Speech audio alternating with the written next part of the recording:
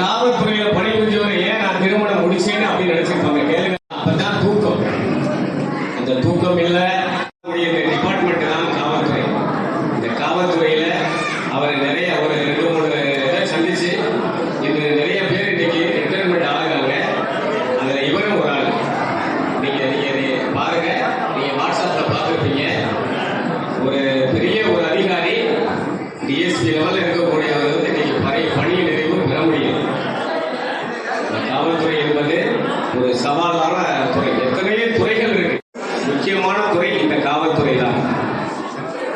நீங்க அறவரை நினைக்க வேண்டாம். இந்த காவல்துறையில பேரு புகழோடு இன்னைக்கு பணி நிறைவு பெறுகிறார் என்றால் அது உண்மையிலே வந்து நீங்க வந்து பார்த்தா தான் தெரியும் அதனுடைய கஷ்டங்கள், பெரிய பிரச்சனைகள் எல்லாமே.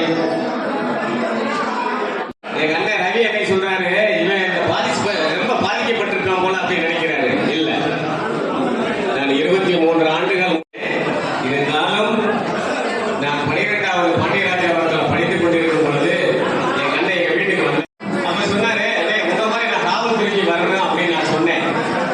அப்ப அதுக்கு அவர் என்ன சொன்னார் தெரியுமா? இந்த துறைக்கு வராதரான்னு கேட்டார்.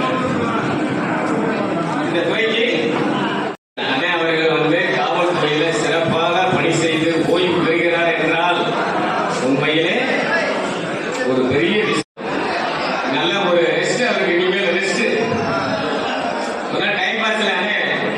டைம் பாஸ்ல பார்த்தேன், ரொம்ப சிரிச்சாரு.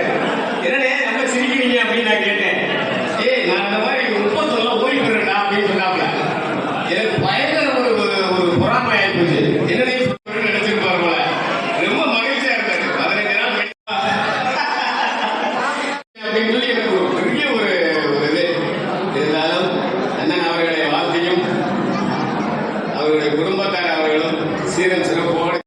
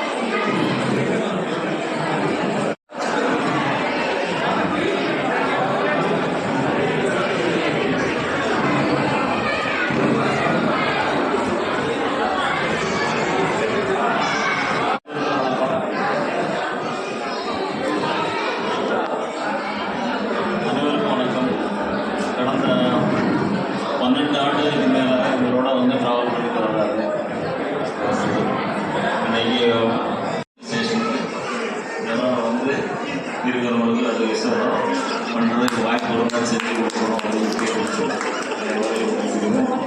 அவர் பார்க்குற பார்வையிலே தெரியுது ஏன் என்ன பண்ணுறோம்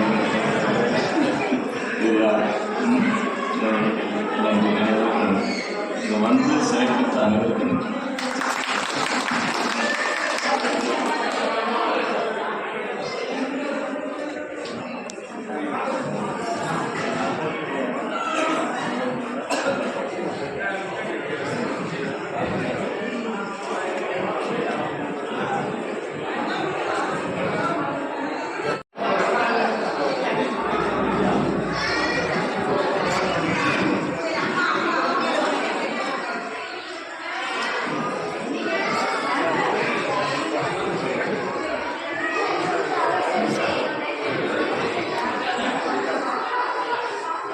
மேடம்